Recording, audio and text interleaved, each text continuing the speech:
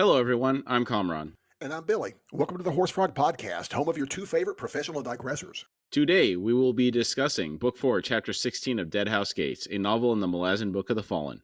This is part 1 of our coverage of this chapter. This podcast series is intended to be a companion to reading or listening to the books set in the Malazan universe. It's not a book review, and it's definitely not intended to be a replacement to reading the books. Just know that Kamraun and I know that this series is the best fantasy stories ever written, and we're approaching this from a purely fanboy point of view. No critique here, just marveling at these amazing books, especially this chapter is, so good. So good. There's a lot of good stuff in this chapter. Lots of good stuff in this chapter. Every chapter we're saying that. Yes. What can I say? It is escalating. Things are coming together. Yes. We will be covering the events of the books in a linear fashion. There will be spoilers for those that have not read the books. We will try not to spoil anything prior to us covering that portion of the respective book. Now, quick warning, today's episode contains description of extreme violence, and it's not recommended for children unless you're just looking to screw them up. Our show is listener supported. If you would like to support us, we'd really appreciate it. You can do so by visiting our Patreon link on our website at horsefrogproductions.com. Currently, we're posting ad-free episodes on Patreon weekly. Also, we would really like to hear from you, so send any of your feedback or comments to contact@horsefrogproductions.com. All right, Chapter 16, Part 1. The chapter begins with a quote. Quote, Tremorlore, the throne of sand, is said to lie within Raraku, a house of the Azath. It stands alone on uprooted soil where all tracks are ghosts and every ghost leads to Tremorlore's door. End quote. And this is from Patterns in the Azath by the Nameless Ones. This reinforces Fiddler's claim that the Azath would take the soul-taken and divers that are seeking the portal within the Azath, and possibly his party, because they're ultimately trying to go there as well. Yeah. Okay. Yeah, he mentioned that in the last chapter. I forget that that's kind of weird seeing that the Nameless Ones are the ones that this little ditty is from. Yeah, you would have to think they have some type of records in ancient society like that. Yeah.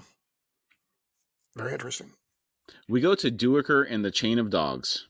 For as far as Duiker could see, stretching west and east, the cedar forest was filled with butterflies. The trees were barely visible through a restless canopy of pale yellow. Bracken formed a solid barrier along the trader track they followed toward the river. Duiker had ridden out from the column and halted on a low hilltop.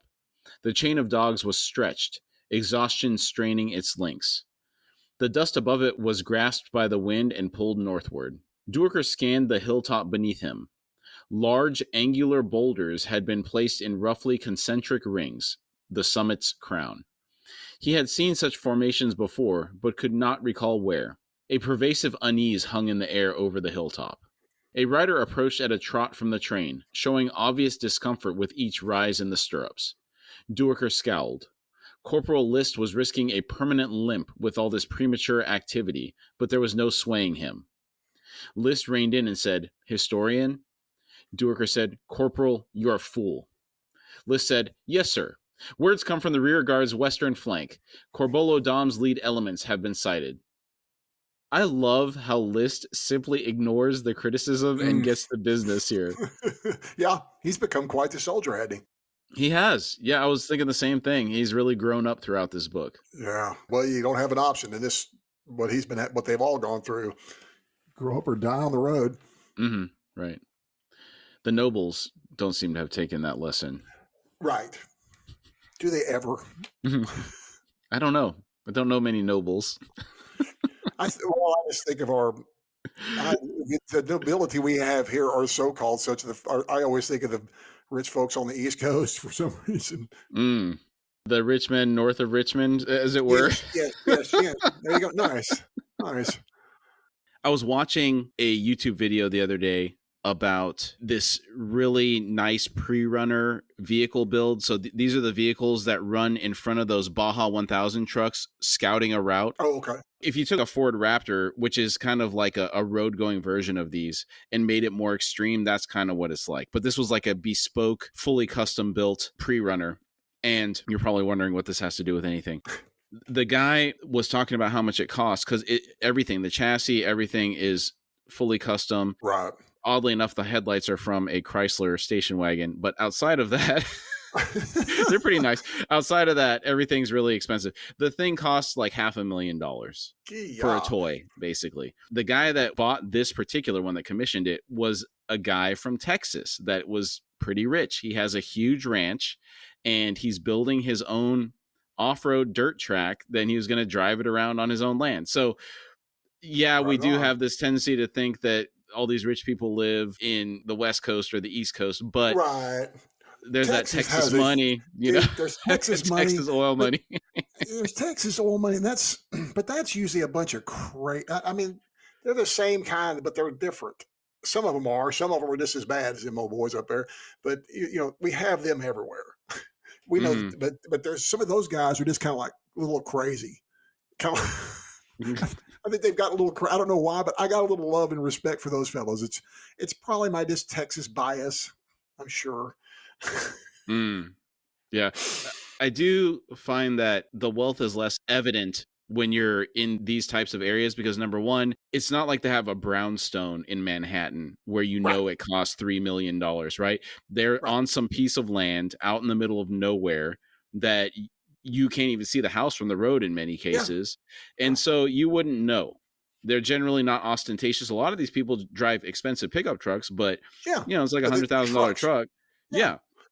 It's a different vibe because there's a difference. I think Chris Rock puts it very appropriately, talking about there's rich and there's wealthy. Hmm. Have you heard him talk about that? You It's mentioned on like, the podcast yeah, before. and it's the same idea. It's like we've got a lot of wealth here, but we got a lot of rich people. The wealth I always equivalent with those, the handful of the Rockefellers and all those kind of Oh, people like up there. But hedge fund managers, that type. yes, Yeah. yes, but you're right that we do have a lot of them fellas down here that are wealthy, the oil people and whatnot. So yeah, we got a lot of it everywhere, and every state's got their super wealthy, ultra elite people. Mhm. So they're everywhere. This reminds me of the guys that made Doom and Wolfenstein 3D and Quake, id Software. When they were really going in the 90s, they had so much money. They rented a penthouse suite in Dallas. They would have to pass through this lobby halfway up the skyscraper, and there were all Mm, these rich oil men because a lot of that oil money is centered in Dallas. yes, And these guys are coming in. They look like rock stars, long yeah, hair, flip t-shirts, flops. shorts. Yeah. And they're passing through these, guys in suits and cowboy boots, smoking cigars. Yeah, yeah, that's Apparently pretty it was funny. highly frowned upon. I imagine These kids so. That's pretty nowadays. funny. Yeah, right. Good gracious, that's too funny. Yeah. Duerker said, West?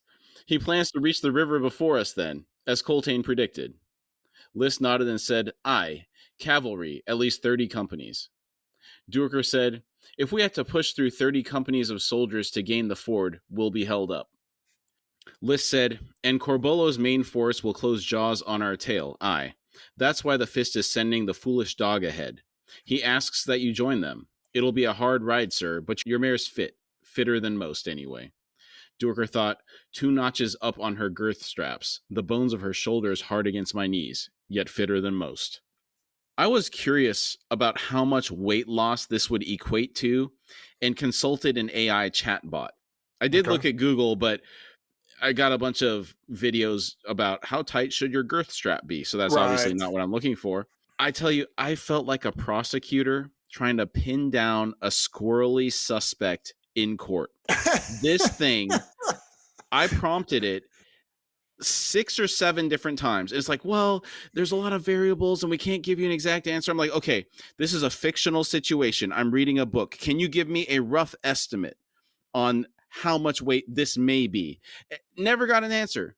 Oh my word. I spent like 10 minutes on it. I was like, all right, enough. These things are not ready for prime time. In some No. cases, you can get some useful information, but it's like, I'll tell you, it's so funny. I have not dabbled with any of that stuff until I did this week myself. One of them was my missus did one of those AI photo ones, and it generates all these great photos. Like there was one of me and her at the Grammys, and we look great. You know, it's like it's not my Okay. body. It's like I Was look that like best bass performance you were getting the award for? yeah. Then I woke up, but the picture's great though. Oh. But the picture's great. I even there was a couple. I've put a couple of them on Facebook. Even it's like I really enjoyed the award ceremony with my missus. You know, Mhm. it's like wait, that's not you. It is, but you look real closely. It's my face. But the other one was I used it to help me. I wrote something, and then there's a new function on Facebook that's like let AI like put a little pizzazz on it kind of deal. I guess is what it boils down to. And it gave me like 4 options on what I'd written. I'm like, okay, that's kind of nice. I wrote it pretty good, but I like what it wrote better. I'm like, I picked option 2. Okay. So in some cases, when it comes to tightening up language, yeah, that could Yeah, help. For example, tightening if I up have to language. write a particularly difficult email and Yes. I'm like, make this sound more empathetic and Yeah, that I put a actually little more care about the flowery person speed. I'm Yeah, writing yeah. the email to. Oh my gosh, that's too funny. Oh my word. So that's the use I see for AI. How is it going to help me slack in the future? No. What I have found is if I'm having trouble with a specific formula in Excel or some like data preparation software I'm using at Mhm. work, instead of hunting down the answer on a forum, it can help me get the answer a lot faster. Oh So wow, in that's some cool. cases, yes, but I legitimately thought this is not that difficult of a Yeah, thing to give a ballpark. It's 2 stone. Could be anywhere from 20 to 40 pounds, maybe. It's not that hard to come up with an answer here, and it's right, fictional. What is the right. risk of giving an answer? I don't know. That's why I was frustrated. I was like, come on. That's too funny, man. Duiker asked, 6 leagues? List said, closer to 7, sir. Duiker thought, an easy afternoon's ride under normal circumstances. He said, we might well arrive only to wheel mounts and meet a charge. List said, they'll be as weary as we will, sir. Duiker thought, not by half, Corporal, and we both know it. Worse, we'll be outnumbered by more than 3 to 1. He said, likely to be a memorable ride then. It's good that Duiker isn't giving voice to his negative thoughts here. Yes, yes, but I'm sorry. That's likely to be a memorable ride. Then. That's too funny. I'm sorry. They got to stifle them negative waves, man. It's got to stifle Yes. them.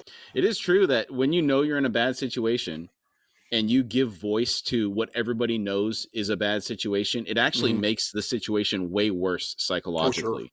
Oh yeah, I could see that absolutely. Yeah. I So could it's absolutely see better that. just to not say the thing that everybody's Yeah, thinking. yeah, exactly. List nodded, his attention drawn to the forest. He said, I've never seen so many butterflies in one place. Duiker said, they migrate like birds. List said, it's said the river is very low. Duiker said, good. List said, but the crossing's narrow in any case. Most of the river cuts through a gorge. Duiker asked, do you ride in the same fashion, Corporal? Tug one way, tug the other? List said, Nice. just weighing things out, sir.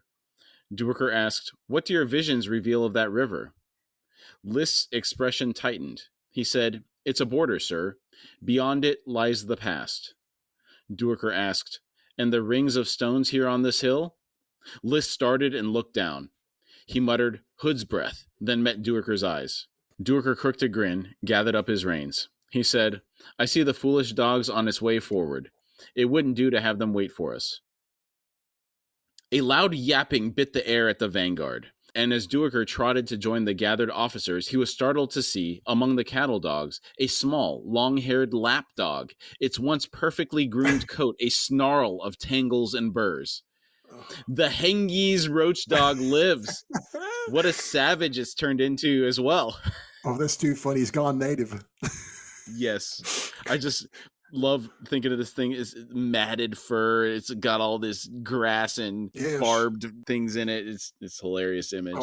Yeah, I've got a great. I love it. Yeah, it is a great image. Duiker said, I'd suppose that rat had long since gone through one of the dogs. List said, I'm already wishing it had. That bark hurts the ears. Look at it, prancing around like it rules the pack. Duiker said, perhaps it does. Attitude, Corporal, has a certain efficacy that should never be underestimated. Mm, mm. Yep, love that. That's pretty wise. That's pretty wise, dude. I do love that. I do love. I love. I love that little dog. That's so funny. It's just such a great image. So full of personality. Yes. And I'm not a big dog guy. But that one is one that is so funny because of who he's running around with. He's running around with like the meanest dogs on the planet, and it's like this little bitty ball of fur. I'll tell you what, my wife showed me some Instagram reel the other day. It was this lady talking to this dog, and it was a golden retriever. It looks so innocent. She's like, "You're such a good dog. You always listen." And it's just sitting there, just staring at her in the mindless way that golden retrievers look at people. And then it switches to this other white-haired, smaller dog in the backyard, and it's looking at her, and its teeth are bared, and it's growling. It's like, "Arr," and she's like, "And this piece of lard," like it's the troublemaker of the house. Yes, And yes. it was virtually the image I have of without the burrs and the dreadlock in the fur, so but it was literally the picture of this dog. I was cracking up.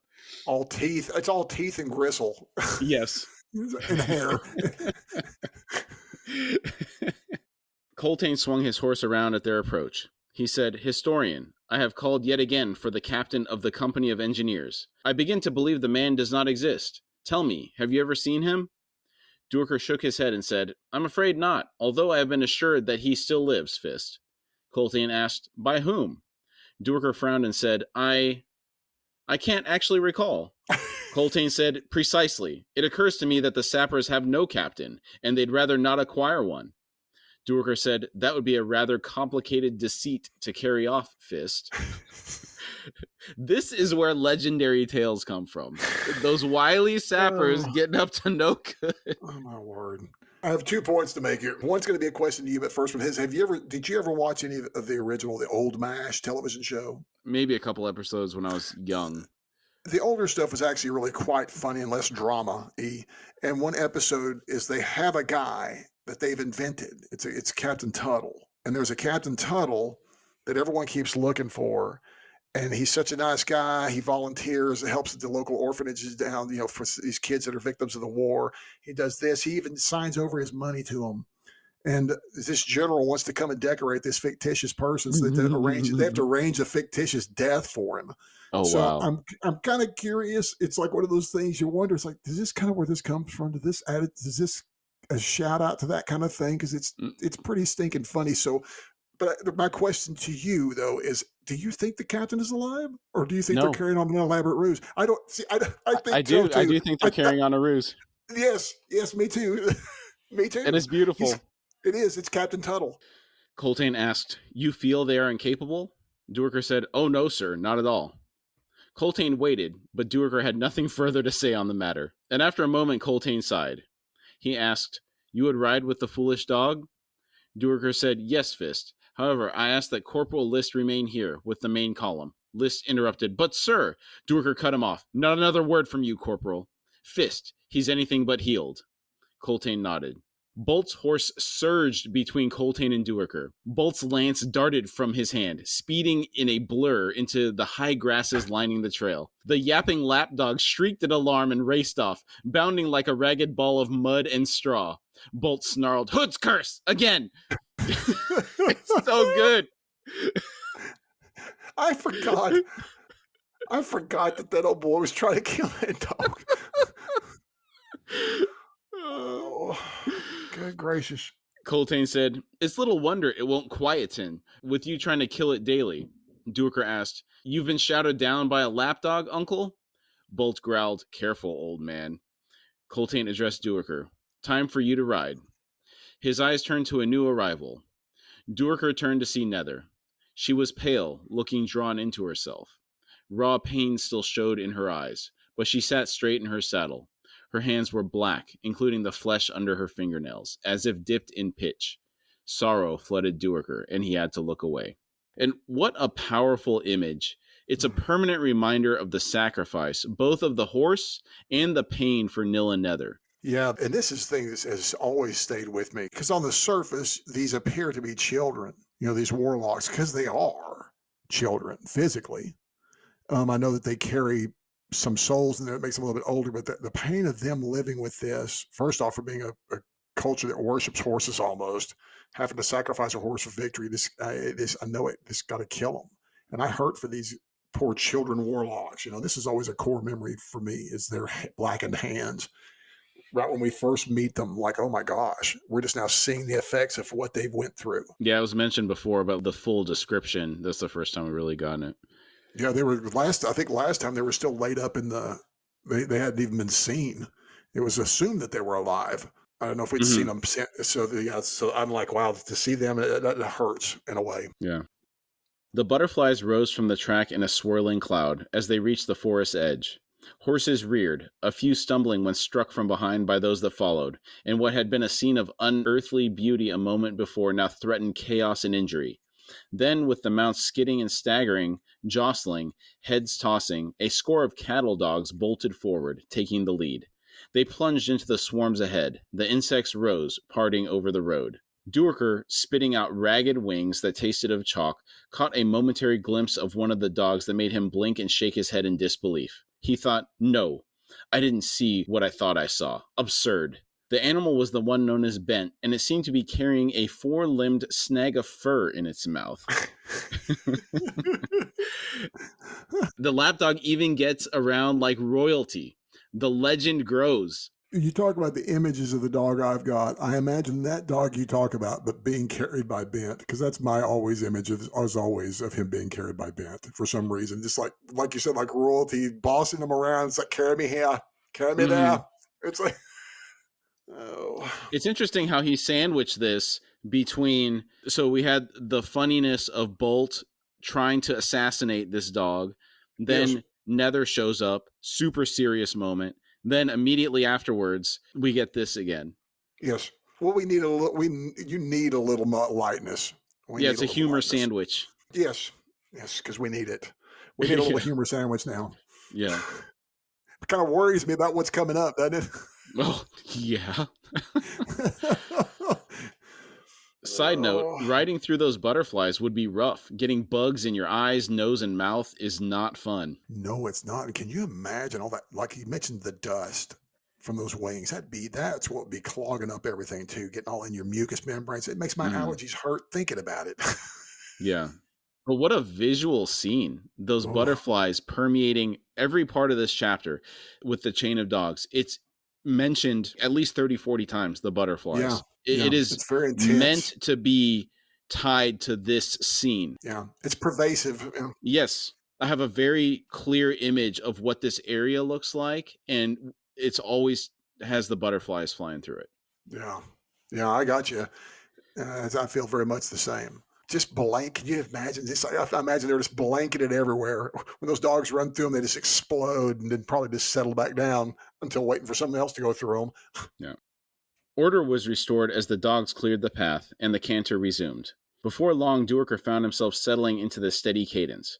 There was nothing of the usual shouting, jests, or Wiccan riding songs to accompany the thunder of hooves and the eerie whisper of hundreds of thousands of butterfly wings caressing the air above them. The journey assumed a surreal quality, sliding into a rhythm that seemed timeless, as if beneath and above the noise they rode a river of silence. To either side, the bracken and dead trees gave way to stands of young cedars, too few on this side of the river to be called a forest. Of mature trees, only stumps remained. The stands became a backdrop against which pale yellow swirled in endless motion, the fluttering filling Duiker's peripheral vision until his head ached. They rode at the pace of the cattle dogs, and those animals proved tireless, far fitter than the horses and riders that followed in their wake. Each hour was marked by a rest spell, the mounts slowed to a walk, the last reserves of water offered in wax-sealed hide bags. The dogs waited impatiently. Those are truly some impressive beasts. Yes. Something for me to be said about the dogs is the way that they let these fellows kind of range about them so freely. I'm assuming that dogs, the bonus of them in this context is they probably are better fed than the humans because they'll scavenge anything, eat anything, kind of deal. And they probably, who knows what they find or hunt while they're kind of out ranging around. It mostly got to worry about water almost more than anything, I guess, just like everybody else. Yeah. And I'm assuming that's why they're in a little bit better shape than the other animals, is because of other animals don't tend to roam about like this. They're in pens or corrals kind of waiting for their chance to pull or walk or something and wait to be fed. Mm-hmm. These guys are out. Don't know why that kind of stuck with me a little bit. Yeah, that's a good point. I hadn't considered the fact that they're out getting like prairie dogs or whatever Yeah. else is around here, that they can get a hold of lizards, Yeah. And any dead thing. allegedly children. Yes, allegedly children.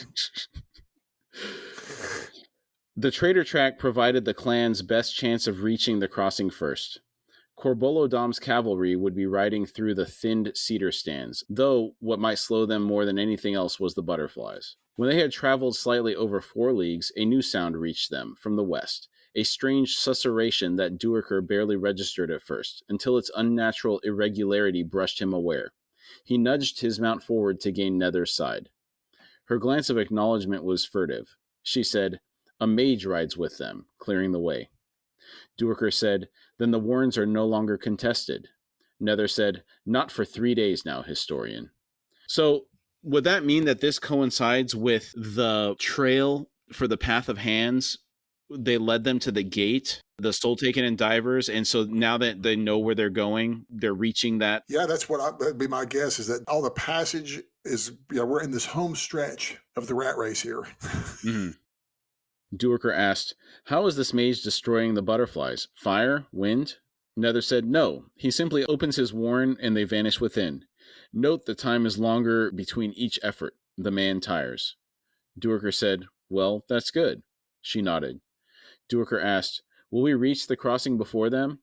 Nether said, "I believe so." A short while later they came to a second cleared verge. Beyond it, rock pushed up from the earth to the east and west.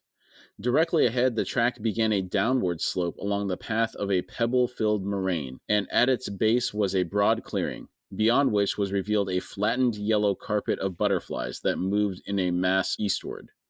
Duiker thought, the river Vathar, the funeral procession of drowned insects down to the sea. The crossing itself was marked by twin lines of wooden poles spanning the river, each pole bearing tied rags. On the eastern downstream side, just beyond the poles, a large ship rested at anchor, bow into the current. The breath hissed from Nether upon seeing it, and Duiker felt his own tremble of disquiet. The ship had been burned, scorched in fire from one end to the other, making it entirely black, and not a single butterfly had alighted on it. The sweeps of oars, many snapped, jutted in disarray from the craft's flanks. Those with blades were dipped into the current, and dead insects adhered to them in lumps. The clan rowed down toward the open flat that marked this side of the crossing. A sailcloth awning stood on poles near a small hearth which smoldered with foul smoke. Beneath the makeshift tent sat 3 men. The cattle dogs ringed them at a wary distance. Duiker winced at a sudden yapping bark. He thought, "Gods below, I didn't imagine it." Duiker and Nether rode up to halt near the restlessly circling dogs. One of the men beneath the awning, his face and forearms a strangely burnished bronze hue, rose from the coil of rope he'd been sitting on and stepped out. The lapdog rushed him, then skidded to a halt, its barks ceasing. A ratty tail managed a fitful wag. "Look at that. That's an interesting reaction." Yeah, it is. We know he's got away with them. The man crouched down, picked up the dog, and scratched it behind its mangy ears. He eyed the Wiccans, then spoke in Malazan. "So who else claims to be in charge of this scary herd?" Nether said, "I am." So he's insinuating that the dog is in charge as well? Yes. Yes. That's what would be my assumption. The man scowled and muttered, "It figures."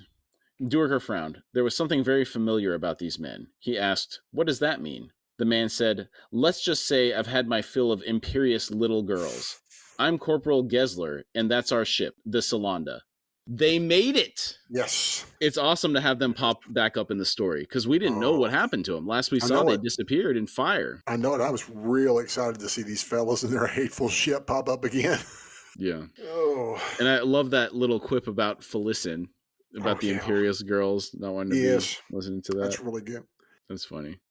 Duiker said, "Few would choose that name these days, Corporal." Gessler said, "We ain't inviting a curse. This is the Solanda. We come on her, somewhere far from here. So, are you what's left of them Wiccans as landed in Hisar?" Nether asked, "How did you come to be awaiting us, Corporal?" Gessler said, "We didn't, lass. We was just outside Ubarid Bay. Only the city had already fallen, and we saw more than one unfriendly sail about. So we holed up here, planning to make passage tonight. We decided to make for Erin." Duiker exclaimed, "Hood's breath! You're the Marines from the village, the night of the uprising. Gessler scowled at Duiker and said, You're the one with Culp, weren't you? Stormy said, Aye, it's him, as he rose from his stool and approached. He said, Feiner's hoof, never thought to see you again. Duiker said, I imagine you've a tale to tell. Stormy grinned and said, You got that right.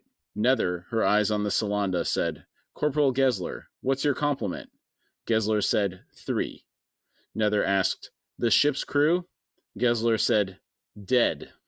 Had he not been so weary, Duiker would have noted a certain dryness to that reply. Is it even considered to be sarcastic when it is the literal truth? I don't know. Should we ask an AI chatbot about that? No, I don't think you'd get a good, valuable response. How much time are you prepared to interrogate said AI chatbot is the question. I don't have much patience, so Yeah. I would probably very little. Mm-hmm. It's supposed to make me more efficient. Right? I guess I'm not a prompt engineer. That's the problem. Yeah. So were you having to type these questions? You can do voice to text too, but Can you? so I was just typing them. It was while I was doing the notes. So I Okay. came up with a question and I was like, okay, let me try and do it. Expecting an answer. I'm used to Google. Just give me an answer. It's like, come Well, on. I tried Google first and Yeah, I copied the prompt that I put into Google because I knew Google wouldn't give me the answer without really hunting stuff down. I was not that interested in spending that much time to get the answer, admittedly. Yeah. It was just a curiosity. My life did not depend on it. No, I'm kind of just like you. I'm just moderately interested in it. Just kind of like, no. I'm not thinking it's the end of anything. I don't see Skynet in the future with this group. This could be how Skynet starts. I don't know. I have seen some people doing some pretty cool stuff, like making coding easier. So if you're good at coding already, you can kind of supercharge your times to create code. But I mean, there's some very specific use cases. Right.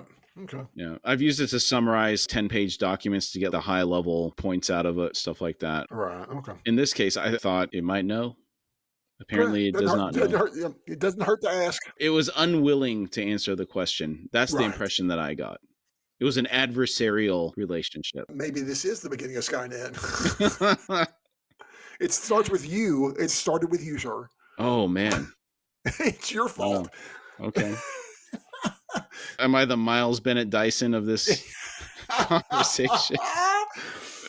Thank you for remembering that guy's name. I was like, now I got to go watch Terminator 2. Yeah. Hey, man, you got a backlog of movies to watch. We haven't even watched Broken Arrow yet. My word, we haven't done Broken Arrow yet. You're correct. I rewatched Dune instead.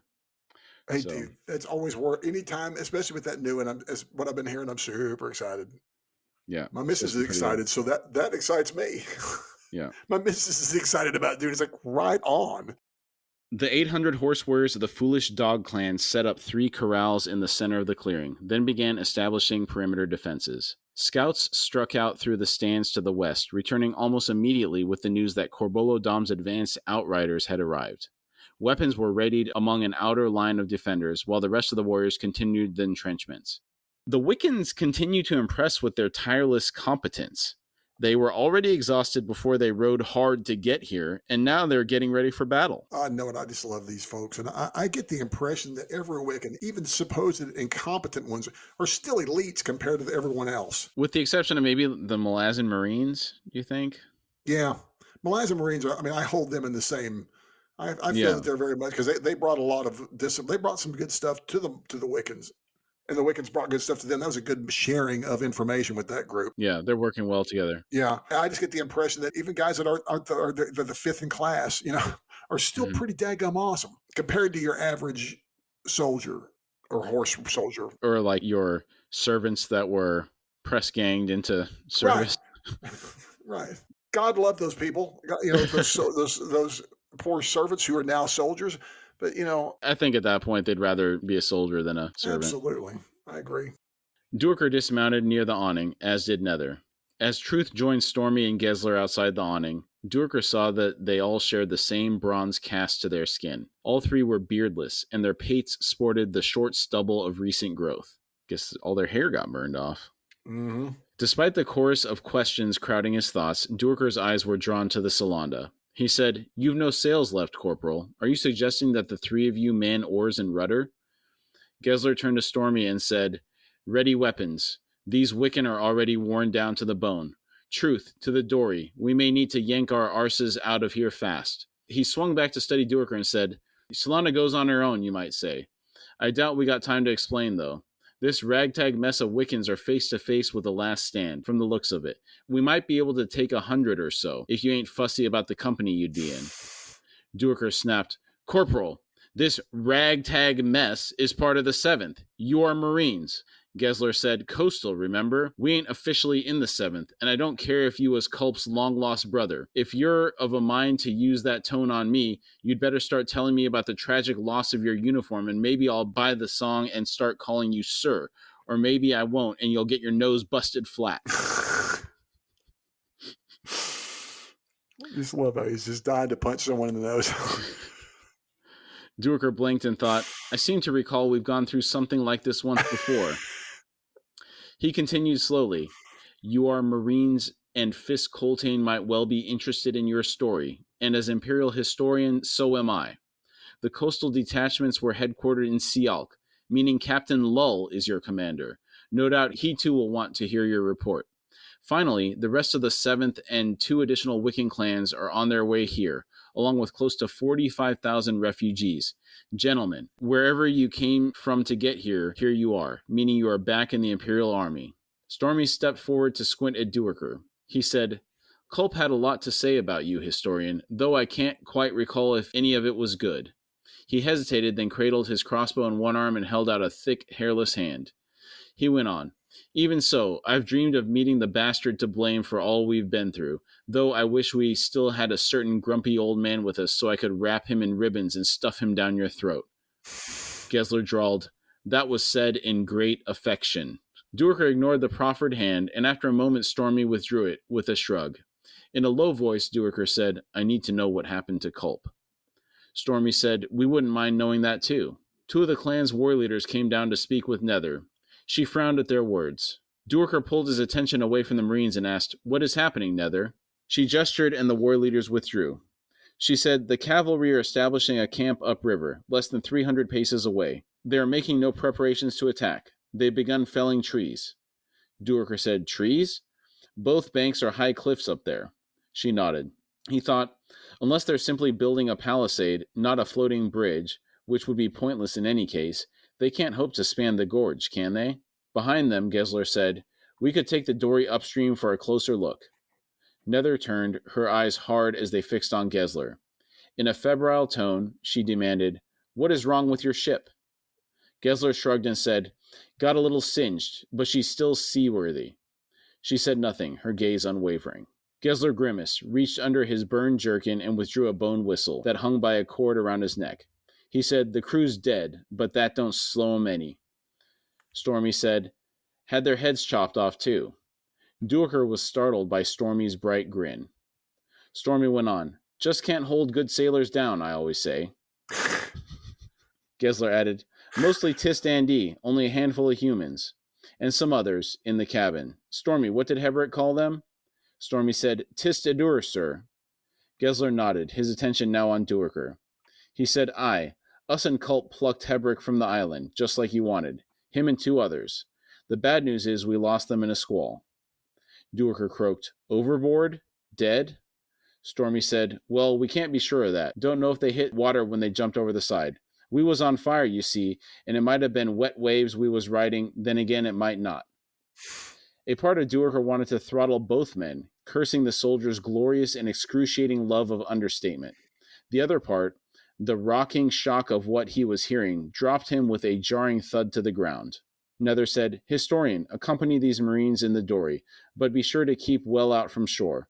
Their mage is exhausted, so you need not worry about him. I must understand what is happening. Duiker thought, Oh, we are agreed in that, lass. Gessler reached down and gently lifted Duiker upright. He said, Come along now, sir, and Stormy will spin the tale while we're about it. It's not that we're coy, you see, we're just stupid. Stormy grunted, Then when I'm done, you could tell us how Coltane and all the rest managed to live this long. Now that'll surely be a story worth hearing. As Stormy rode, he grunted, It's the butterflies, you see, a solid foot of 'em, moving slower than the current underneath. Without that, we'd be making no gain at all. Gessler said, "We've paddled worse."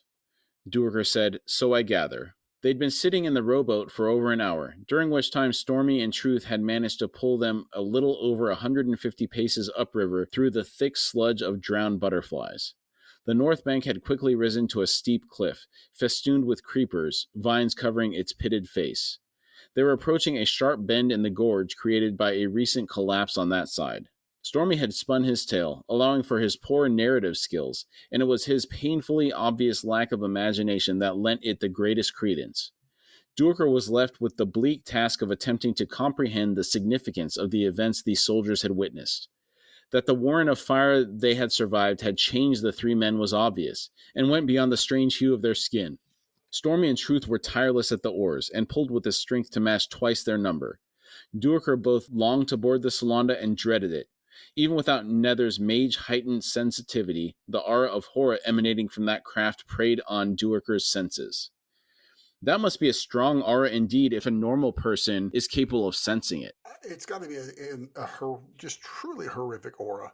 But thanks to Erikson's awesome coastal guard, I sometimes lose a little bit of the horror implied because of these guys' lack of imagination and sick sense of humor. So that morbid sense of humor definitely helps them get through that. Yes, it does. The way they play it off so much, I too forget that this is a truly haunted house of another type.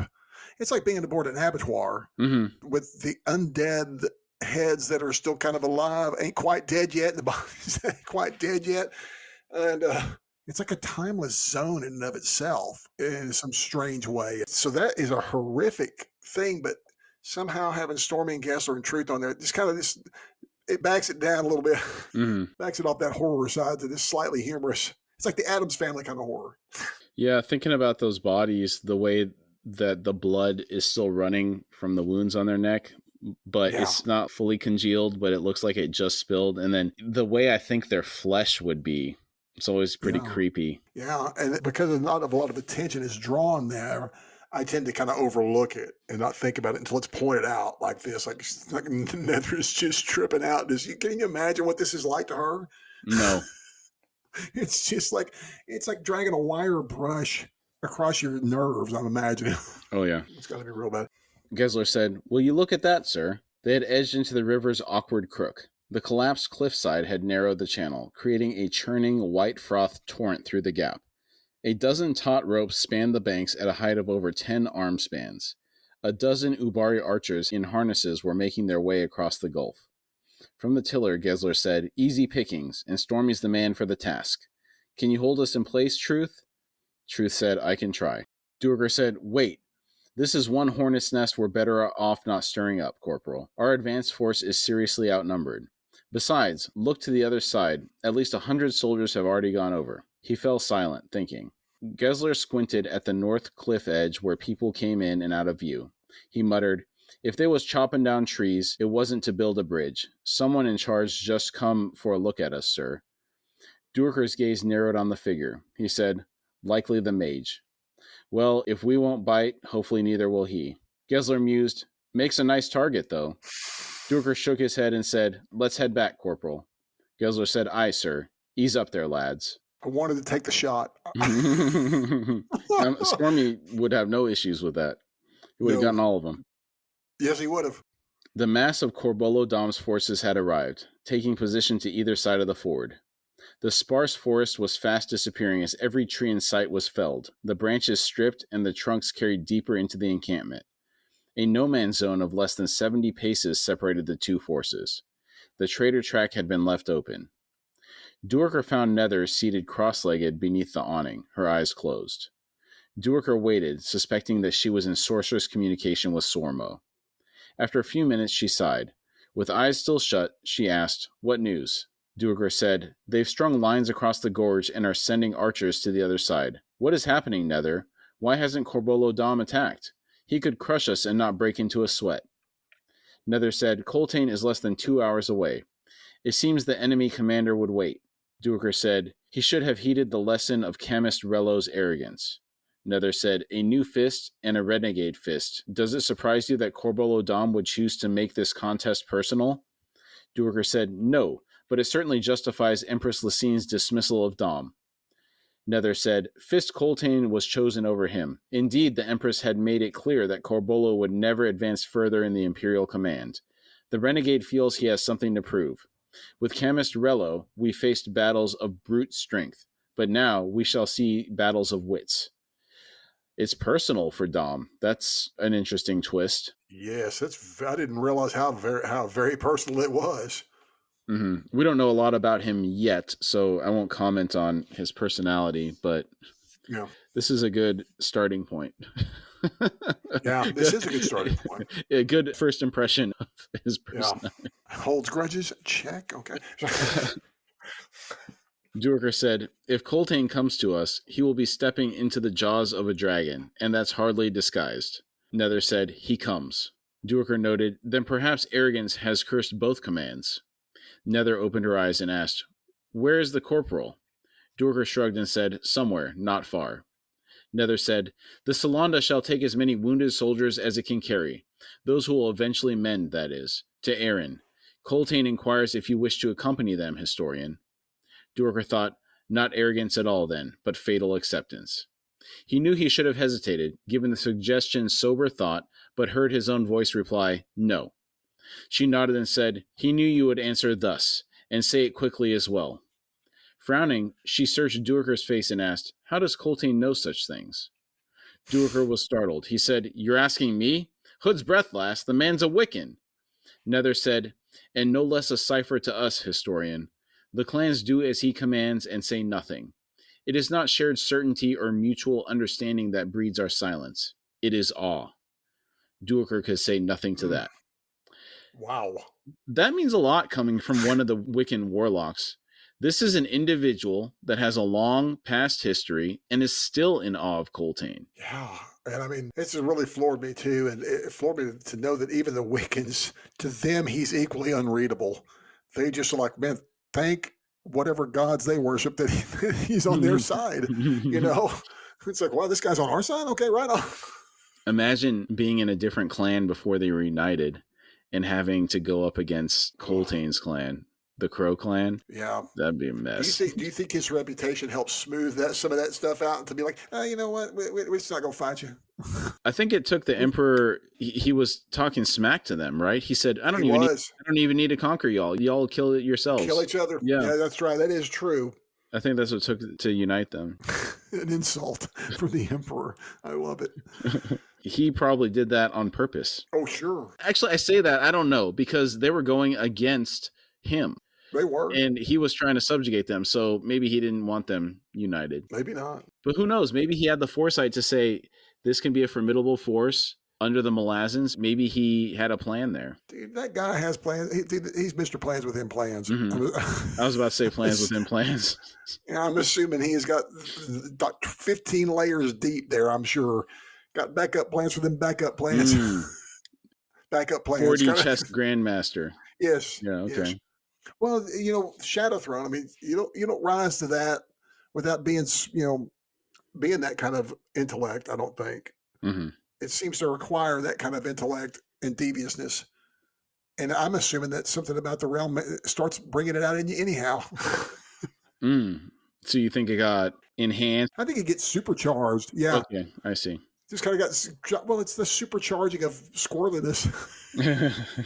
It's the squirrely Warren, isn't it? It's the Warren of squirreliness. The Shadow knows. Yes, the Shadow does know. So I'll take a guess at how Coltane knew what Duerker would say. I think it's because he's taken Duerker's measure as an individual. If you think about what Duerker went through to join back up with Coltane after he chased them for, I think it was months, right? Months. Yeah. I was gonna bring that up. Yeah. Someone like that won't simply abandon the Wiccans in the 7th. You agree with that? I agree wholeheartedly. Like I said, Duerker put his life in big danger because I'm like, I was asking that question. I was like the same. I think it took him over a month, if not more than months, like 3 or 4 to get there. Because they'd been on the road. That's dedication to get there and to join up with something. He could have just left. I mean, no one would have known. He would have known. He's the only person that would have known. Yeah, they thought he was dead. Yeah, it's easy to assume that in this place that has erupted into. It's just because he had such an uncanny ability, Duerker, to be able to his knowledge of the land and his knowledge of customs pretty much kept him alive. But it was a very tense thing at times getting there. And he was actually helped by some of the rebels. They kept giving him food. Yeah. They thought he was one of their side. They loved him. It's like he'd become some kind of symbol for them. Remember? Right. Yeah. I kind of forgot about it until we're talking about it. It's like, oh, that's right. That's in this book. Yeah. Seems like a while ago. Oh, so this is funny. Yeah. We've already surpassed the number of episodes it took us to get through Gardens of the Moon. And we have like 30% more of this book to go through. Wow. Sorry, folks, but you pay for that kind of excruciating detail when you listen to the Malazan Brotherhood. That's why we are the premier Malazan podcast. Spoken with, I have zero. That's is my own personal opinion. Oh man, there's definitely one out there for everybody. There's different tastes in podcasts, so some people like us, some people like the other ones. Yeah. But there's more than enough to go around. Yes, there is. Don't forget to check out those back episodes, folks. Hey, folks, but y'all can reach out to us at our website and let us know how we could have made Gardens of the Moon 30% longer. The book's 30% longer. Remember when you have them stacked on a shelf next to each other, they get progressively wider, the spines. Yes, they do. How long is it going to take us to get through the last one? Is that going to take us like 2 years?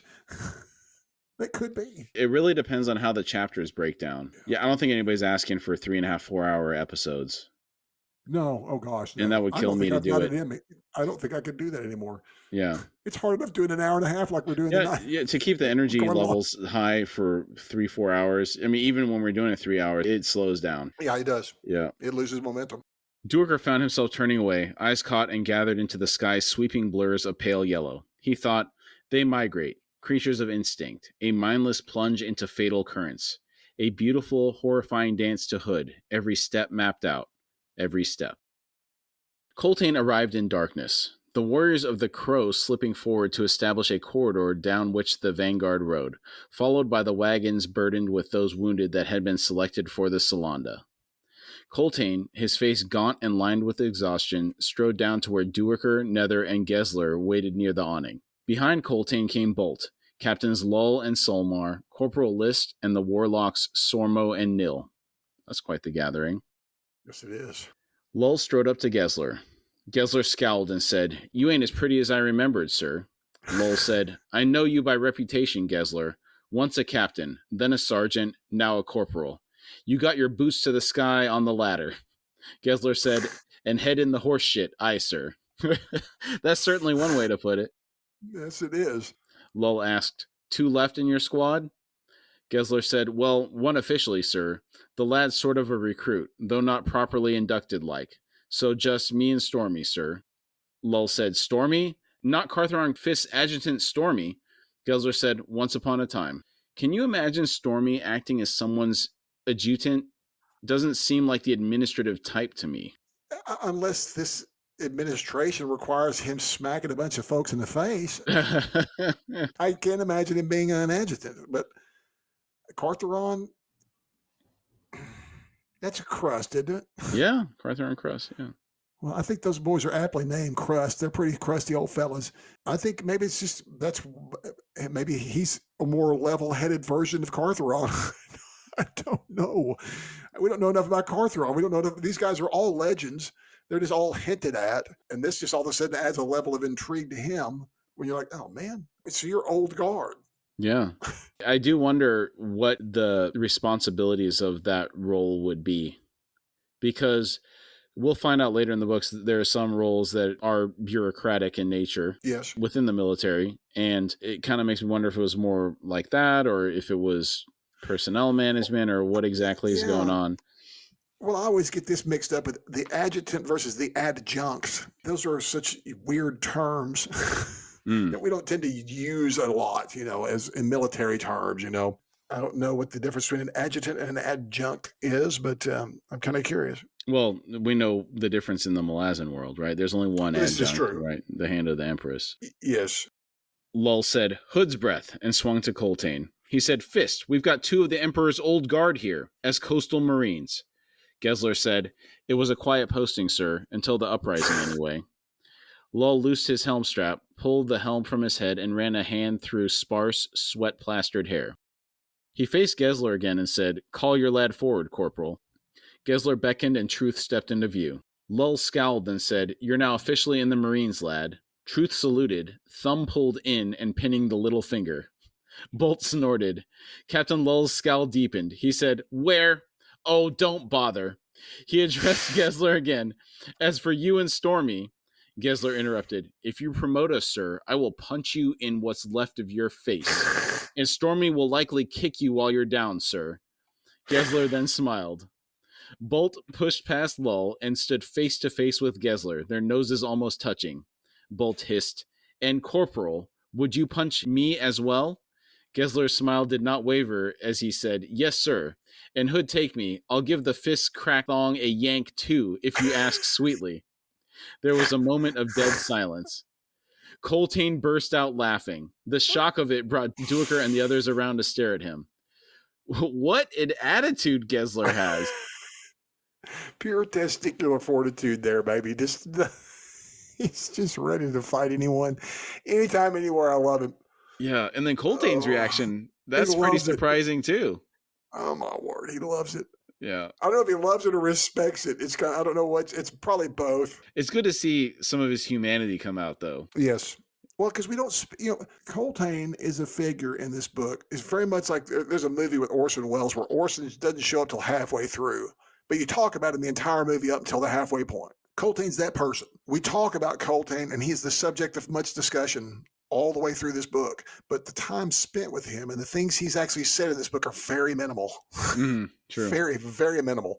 So that's part of, I think, what adds to his awesomeness for both of us is because there's still so little said. He's never said a whole lot, but what he says is always, we cling to it desperately because we love everything he says because he don't say a whole lot. That's great. That's well said. Filling in those gaps. Yeah. And we only see his deeds, really. Yes, exactly. You see his results. Yeah.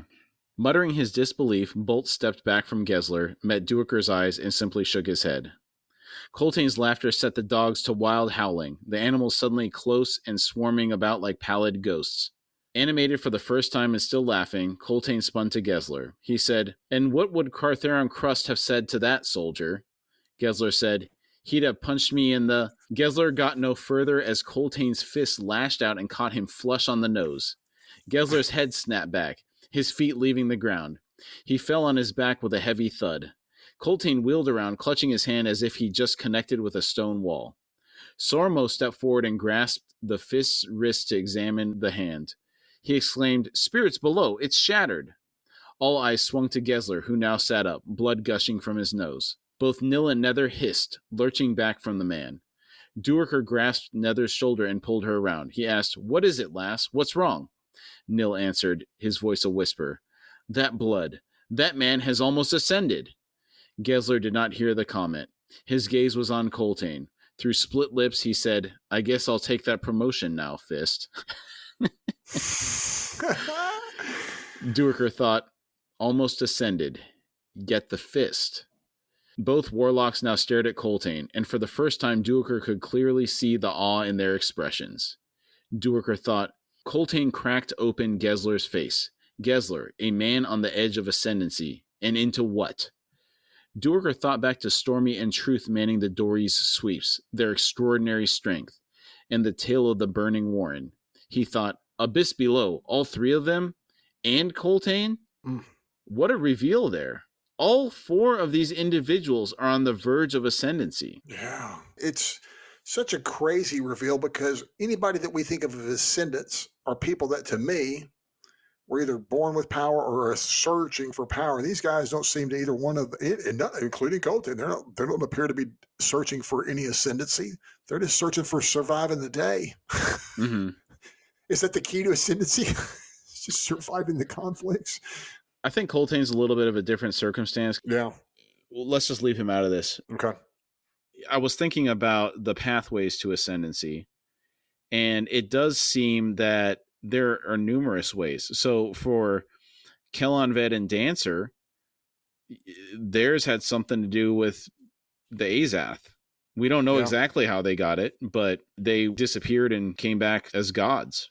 And then you have these guys that were annealed in the fires of Talon, basically. Yeah. So that's two different ways. And then Coltane, definitely something different going on there.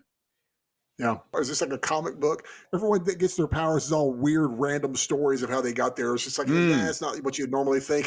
It's just strange randomness. It bestows it upon them sometimes. Sometimes bit people by a seek radioactive spider. Yeah, exactly. Burned by the fires of Talan. Yeah. It is interesting.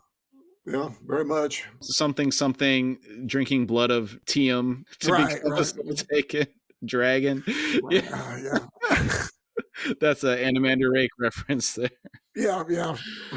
So I think he was already an ascendant before he did that, though. Yeah. Rake is like there's ascendants and Rake is an ascendant, but he's like next level ascendant. He's like the ascendant of ascendants, isn't he? He's like the ascended master, you know? The way I look at it is like, if you think of the Greek gods, so Kronos was Zeus's father, right? So you have the Titans, the Titans. And then you have the Greek gods, right? So it's a similar thing where like Mother Dark was like a Titan. And then I view like those three brothers, Animander Rake, and then his other brothers, we haven't met them yet, as the Greek god level. Yeah, absolutely. I kind of feel that level of, I agree with that. And then you have these other handful of these other, whatever else, these lower tiered, lower echelon fellows. That's the other folks that have ascended after all, through the whatever. But that's like your Hercules and your your deities and demigods kind of class of folks, I'm so sorry. That's my old D&D referencing of the old deities. Oh my word, what a great book. That brings back some memories, doesn't it? Yeah, definitely. There was such confusion among the group that none heard the slow approach of horses until Corporal List grunted, "Commander Bolt, we have visitors." They turned, with the exception of Coltane and Sormo, to see half a dozen Crow horse warriors surrounding an Ubari officer wearing silver inlaid scale armor. The stranger's dark face was shrouded in a beard and mustache, the curls dyed black. He was unarmed, and now held out both hands to the sides, palms forward. The man said, "I bring greetings from Corbolo Dom, humblest servant of Shaik, commander of the South Army of the Apocalypse, to Fist Coltane and the officers of the 7th Army." Bolt stepped forward, but it was Coltane, now standing straight, his broken hand behind his back, who spoke. "Our thanks for that. What does he want?" A new handful of figures rushed into the gathering, and Duerker scowled as he recognized Nethpara and Pulik Alar at their head. The emissary continued. "Corbolodom wishes only peace, Fist Coltane, and as proof of his honor, he spared your Wiccan riders who came here to this crossing earlier today, when he could have destroyed them utterly. The Malazan Empire has been driven from 6 of the 7 holy cities. All lands north of here are now free. We would see an end to the slaughter, Fist. Aaron's independence can be negotiated, to the gain of Empress Lassine's treasury." Coltane said nothing. The emissary hesitated, then continued. "As yet further proof of our peaceful intentions, the crossing of the refugees to the south bank will not be contested. After all, Corbolo Dom well knows that it is those elements that provide the greatest difficulty to you and your forces. Your soldiers can well defend themselves, this we have all seen, to your glory. Indeed, our own warriors sing to honor your prowess. You are truly an army worthy of challenging our goddess." He paused, twisting in his saddle to look at the gathered nobles, and said, "But these worthy citizens, this war is not theirs." He faced Coltane again and said, "Your journey across the wasteland beyond the forest shall be difficult enough. We shall not pursue to add to your tribulations, Fist. Go in peace. Send the refugees across the Vathar tomorrow, and you will see for yourselves and without risk to your own soldiers, Kobolo Dom's mercy." Pulik Alar stepped forward and said, "The council trusts in Corbolo Dom's word on this. Give us leave to cross tomorrow, Fist." Duerker frowned. He thought, there has been communication. Coltane ignored the nobleman. He said, "Take words back to Corbolo Dom, emissary. The offer is rejected. I am done speaking." The emissary said, "But Fist." Coltane turned his back, and the Crow horse warriors closed around the emissary, then forced the man's mount around. Pulik Alar and Nethpar rushed toward the officers and said, "He must reconsider." Bolt growled, "Out of our sight, or I shall have your hides for a new tent. Out!" The pair of noblemen retreated. Bolt glared about until he found Gessler. He said, "Ready your ship, Captain." Gessler said, "Aye, sir." Beside Duiker, Stormy muttered, "None of this smells right, sir." Duiker slowly nodded. We are taken to Felicin and company. Leomin led them across the clay plain through impenetrable darkness to another cache of supplies, this one stored beneath a lone slab of limestone. As he unwrapped the hard bread, dried meats, and fruits, Felicin sat down on the cool ground and wrapped her arms around herself in an effort to stop shivering. Hebrick sat beside her and said, "Still no sign of the Toblakai. With Opan's luck, bits of him are souring that soul-taken stomach." Leomin shared out the food and said, "He fights like no other, and that is why Shaik chose him." Hebrick said, "An obvious miscalculation. The woman's dead." Leomin said, "Her third guardian would have prevented that, but Shaik relinquished its binding. I sought to change her mind, but failed. All foreseen, each of us trapped within our roles. That third guardian would be apt." She sent her away to follow Kalam. Hebrick said, "Convenient, that. Tell me, is the prophecy as clear on the rebellion's end? Do we now face a triumphant age of apocalypse unending? Granted, there's an inherent contradiction, but never mind that." Leomin said, "Raraku and Drajna are one, as eternal as chaos and death. Your Malazan Empire is but a brief flare, already fading. We are born from darkness, and to darkness we return. These are the truths you so fear, and in your fear discount." Felicin snapped, "I am no one's marionette." Leomin's only reply to that was a soft laugh. Felicin said, "If this is what becoming Shaik demands, then you'd better go back to that withered corpse at the gate and wait for someone else to show up."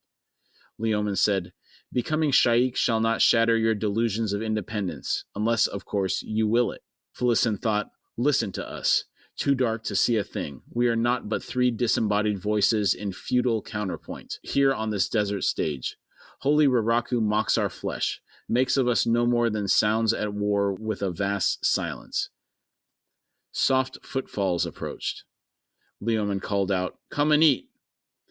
Something slapped wetly to the ground close to Felicin. The stench of raw meat wafted over her. Toblakai rumbled, "A bear with white fur. For a moment I dreamed I had returned to my homeland in Lateron. Nethar we call such beasts, but we fought on sand and rock, not snow and ice. I have brought its skin and its head and its claws, for the beast was twice as large as any I'd seen before." Hebrick said, "Oh, I just can't wait for daylight." I'm not sure if Toblakai's homeland has been established prior to this. The Lateron Plateau is located on the northern tip of Genebakis. Yeah, other than the name Tolika, I don't think that there's been any info except for what Hebrick sussed out about the ghosts in his shadow. Mm-hmm. That's about it. Yeah. And then Leomin gave us a little bit of insight into the tribal warfare that goes on. That's true. That's true. I forgot about that. But he didn't give any specifics about where that was taking place. You're right. Yes, you're correct. Toblakai addressed Leomin. "The next dawn is the last before the oasis. She must undertake the ritual." There was silence. Hebrick cleared his throat. "Felicin." Felicin whispered, "4 voices. No bone, no flesh. Just these feeble noises that claim theirselves. 4 points of view. The Toblakai is pure faith, yet he shall one day lose it all." Leomin murmured, "It has begun." Felicin went on, "And Hebrick, the rendered priest without faith, who shall one day discover it anew. Leomin, the master deceiver, who sees the world with eyes more cynical than Hebrick in his fitting blindness, yet is ever searching the darkness for hope. And finally, Felicin. Ah, now who is this woman in a child's raiment? Pleasures of the flesh devoid of pleasure. Selves surrendered one after another. Kindness yearned for behind every cruel word she utters. She believes in nothing. A crucible... I'm sorry. Exactly. This is a serious moment, but... I know, I'm sorry. She's a nihilist, dude. She doesn't believe in anything, man. It's like... It's okay, Donnie. I couldn't stop the laugh. Oh. I know it, dude. We even talked about it. I know it. I even channeled Walter earlier. So man. yeah, she believes in nothing. I'm sorry. I'm so sorry. We believe in nothing, Lebowski. I'm sorry. I can't stop. I'll shut up. I'll shut up. A crucible fired clean, empty. Heberick possesses hands unseen, and what they now grasp is a power and a truth that he cannot yet sense. Felissen's hands, they have grasped and touched, they have been slick and they have been soiled, and yet have held nothing. Life slips through them like a ghost. All was incomplete, Leoman, until Heberick and I came to you, you and your tragic child companion. The book, Leoman. She heard him remove the clasps, heard the tome pulled free of its hide wrapping. Felissen said, "Open it." Leoman exclaimed, "You must open it. Nor is it dawn. The ritual." Felissen repeated, "Open it." Leoman said, Felissen said, "Where's your faith, Leoman? You do not understand, do you? The test is not mine alone. The test is for each of us. Here, now. Open the book, Leoman." She heard his harsh breathing, heard it slow, heard it gentled by a fierce will. The skin cover crackled softly. Felissen asked, "What do you see, Leoman?" He grunted. "Nothing, of course. There is no light to see by." Felissen said, "Look again." She heard him and the others gasp. A glow the color of spun gold had begun emanating from the Book of Drajna. On all sides came a distant whisper, then a roar. Felissen said, "The whirlwind awakens, but not here, not in the heart of Uraku. The book, Leoman, what do you see?" He reached down to touch the first page, peeled it back, then the next, then the one after that. He exclaimed, "But this is not possible. It is blank, every page." Felissen said, "You see what you see, Leoman. Close the book. Give it to the Toblakai, now." Toblakai edged forward and crouched down, his massive blood-stained hands accepting the book. He did not hesitate. A warm light bathed his face as he stared down at the first page. She saw tears fill his eyes and run crooked tracks down his scarred cheeks. Felissen whispered, "Such beauty, and beauty makes you weep. Do you know why you feel such sorrow? No, not yet. One day. Close the book, Toblakai." Felissen said, "Heberick." Heberick interrupted, "No." Leoman slid a dagger free, but was stilled by Felissen's hand. Heberick repeated, "No, my touch." Felissen said, "Aye, your touch." Heberick said, "No." Felissen said, "You were tested before, Heberick, and you failed. Oh, how you failed. Do you fear you will fail again?" In a sharp tone filled with certainty, Heberick said, "I do not, Felissen. That least of all. I shall not be part of this ritual, nor shall I risk laying hands on that cursed book." Toblakai growled, "What matter if he opens the book? He's as blind as an Enkaral. Let me kill him, Shaikh Reborn. Let his blood seal this ritual." Felissen said, "Do it." Whoa. Wow. That's an escalation. Wow. Yeah. Unexpected escalation. Yes. Because she's so calm in this other thing. Because it's obviously something else is, I feel obviously something's stirring her on here. Because this is not really who she normally is. It almost seems like something's speaking through her. Yes. Yeah. Because she's not normally this way. At least I don't feel that. The Toblakai moved in a blur, the wooden sword almost unseen as it slashed for Heberick's head. Had it struck, it would have shattered Heberick's skull, spraying bits of it 10 paces or more. Instead, Heberick's hands flared, one the hue of dried blood, the other bestial and fur-backed. They shot up to intercept the swing, each closing on one of the giant's wrists and stopping the swing dead. The wooden sword flew out of the Toblakai's hands, vanishing into the darkness beyond the book's pale glow.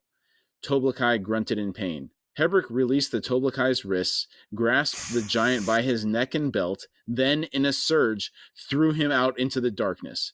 There was a thud as he struck, and the clay trembled beneath their feet. Heberick staggered back, his face twisted in shock, and the blazing rage that entwined his hands winked out.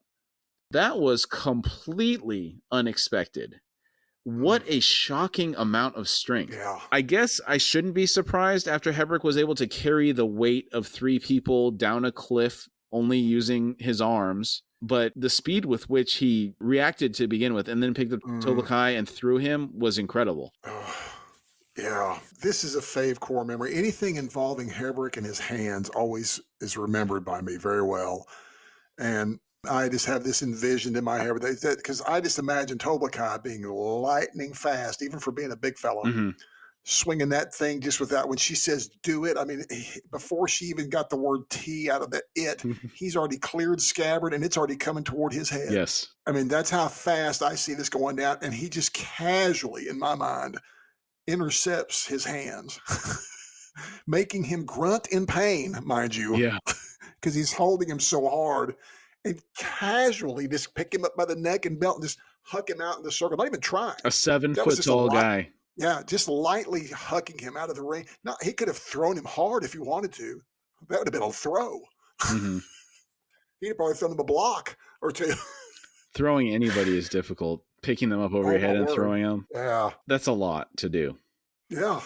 But this always has always stood out to me big time. I had forgotten about this. You had mentioned this a couple episodes ago when we were talking offline. Yeah, That reminded me of it. I didn't think it was this soon. I didn't either.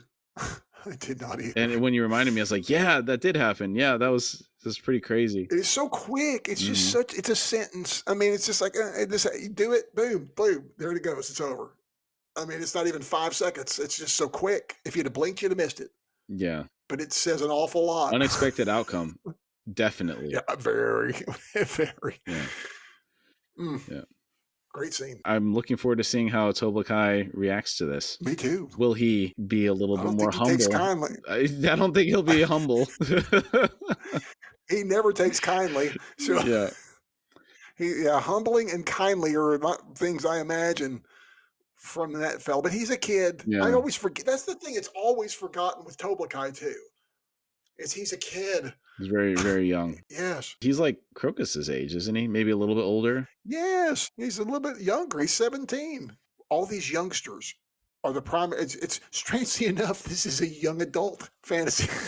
If you want to be honest about it, the heroes are all young adults. Yeah. But it ain't written for young adults, baby.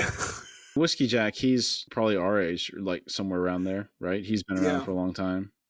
Yeah, I think Fiddler's in his 20s now. He feels older though. Yeah, so I age. He does. A lot of these people feel so much older to me. Yeah, because they are so much more adult in behavior and in mind and in thinking than even I am. In a lot of cases, I feel like that gum. These guys are kids. it's a different world. Different world, harsher world. You grow up faster, live shorter. Yeah. And the other thing, though, with Tobacco, that was a white-furred bear. That's a bad dude he got. Do we know one of those? Well, we know that was that the bear that was trying to get in with the that was looking for who was the weird merchant? I don't think it was Mesrem. Okay. Thank you. I was wondering. I didn't know if it was one of our named ones or not. No, Okay. I don't think it was. Okay. We don't even know if Mesrem survived the encounter with Grillin. Yeah, that's true. Felicin said, "We could see then your hands. You were never forsaken, Hebrick, no matter what the priests may have believed when they did what they did. You were simply being prepared." Hebrick fell to his knees. Felicin said, "And so a man's faith is born anew. Know this, Fainor would never risk investing you and you alone, Hebrick Lighttouch. Think on that, and be at ease." Out in the darkness, the Toblakai groaned. Felicin rose to her feet and said, "I shall have the book now, Leomin. Come the dawn." She thought, Felicin, surrendering herself yet again. Remade, reborn. Is this the last time? Oh no, it most certainly is not. We're going to stop here, and then we'll pick up the chapter next week. For standout moments, the re-emergence of the Hengese roach dog and its apparent dominance over the Wiccan cattle dogs was a pleasant surprise. Yes. Oh, and we've been hinting at this for the whole bit, but I'm so excited to finally see him riding, being around, riding them, bossing them around, making them carry him around. Oh my word, that is so fun. And Bolt trying to kill him. Do we know if it's a male or a female? I don't know if it's ever established. I don't know if it is. Yeah. I've always assumed it's male from these other ones toting him around, but maybe not. Yeah, we don't know. No, we do not. I enjoyed Bolt's botched attempt at an assassination of said roach dog. I agree, that is too funny. He's mad he missed. He was very upset that he missed. Not the first time either. You know, it sounds like he's been trying this a lot. Yes. A lot. We talked about this a little bit earlier, but the constant imagery of these butterflies everywhere.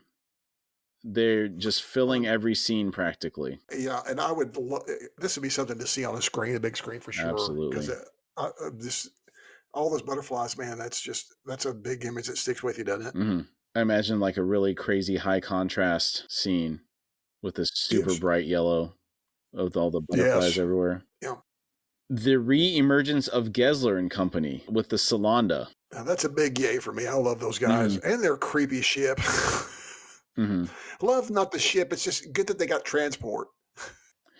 And then Coltane breaking his hand on Gessler's face. Oh, dude. That and finding out these guys are all on the cusp of ascendancy. That's an interesting one. Oh, yeah, absolutely. Like to see what comes of that. Yeah, me too. Bolt threatening the nobles when they try to convince Coltane to let them accept Corbolo Dom's offer. I'd love to see him throttle those guys. I would like to see him throttle them and make a tent out of their skins. That's a little too much for me, but throttling them, I'll partake. I don't want to see the making of the tent. I just want to see the tent after it's made. Okay. Still a little grim for me.